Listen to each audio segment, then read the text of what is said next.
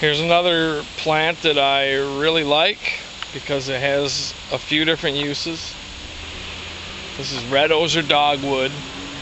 Some people call it red willow, but it's not truly a willow, it's a dogwood. And the way you tell the difference, if you've seen my Mad Dog video, dogwoods have opposite branching and willows don't. Willows have alternate branching. But they have pretty much the same properties. The red willow, which is what I call it, because it is almost a willow as far as properties go. It contains the compounds that make aspirin, so you can use it as a pain reliever. Also, you can strip this outer red bark off pretty easily when it's first starting to grow in the early summer. It comes right off, and you can get to that inner bark, which can be dried out and smoked as kinnikinnick, and you can get medicinal effects from that as well.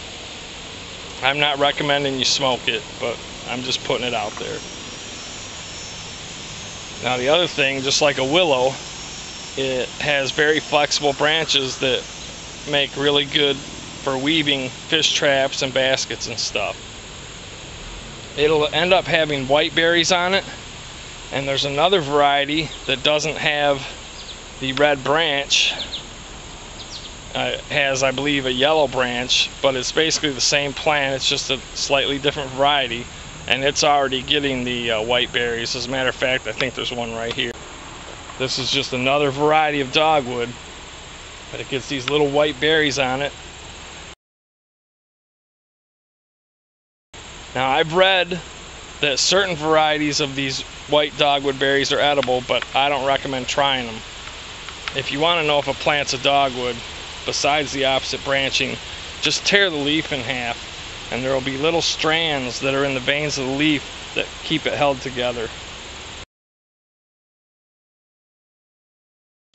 Well, now I'm getting some really good examples of this plant, because when the berries are first forming, they're blue, but they will end up turning white.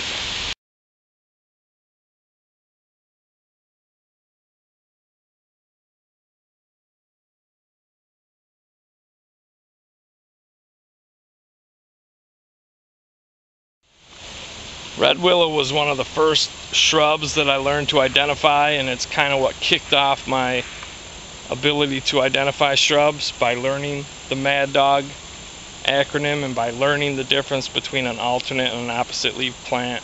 Really made my shrub identification skills vastly improved. My ability to go out in the woods at any given time and identify a shrub based on the leaf structure, the stem structure, and the berries or whatever it may have. And the reason I wanted to bring this one up is because it is medicinal.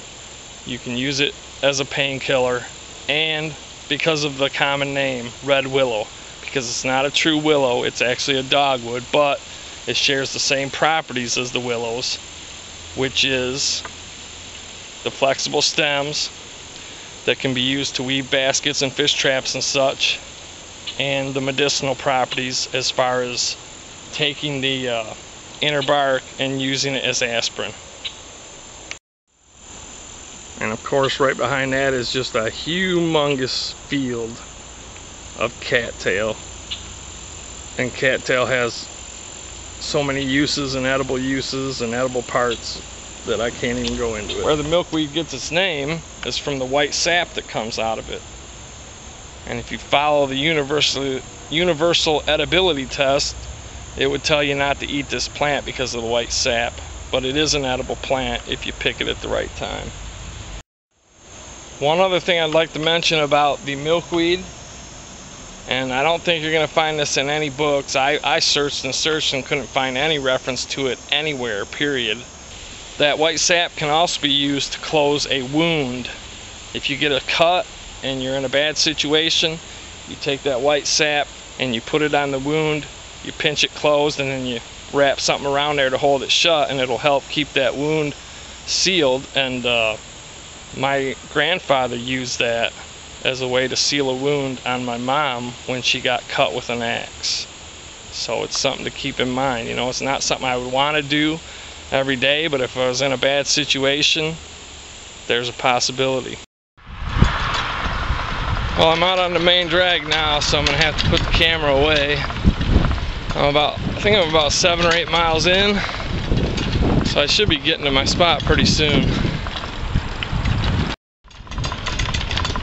Now I'm off the main drag, that feels better.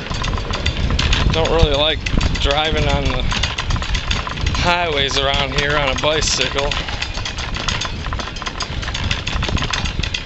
People are a bit road ragey in this area.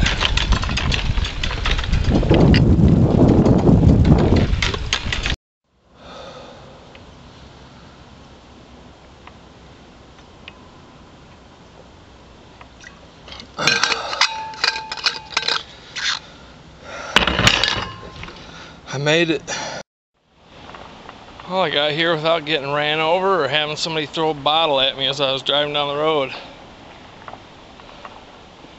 This was I looked online and it was supposed to be a 10.5 mile trip. I was still kind of winded. I had that last stretch was on a paved road, but it was all uphill for about 1.5 miles. But supposed to be a 10.5 mile trip, and by bike it was supposed to take about an hour.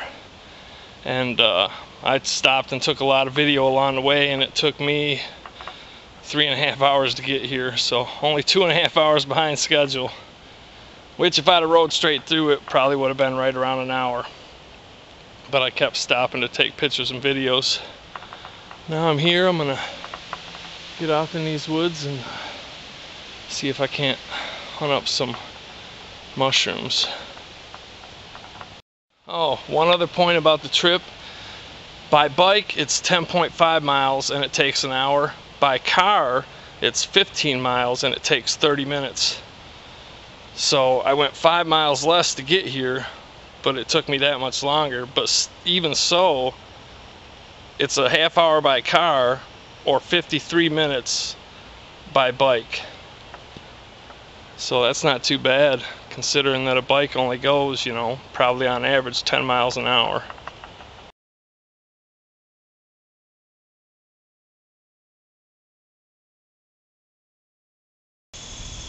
Thanks for watching. Thanks for all the comments and support.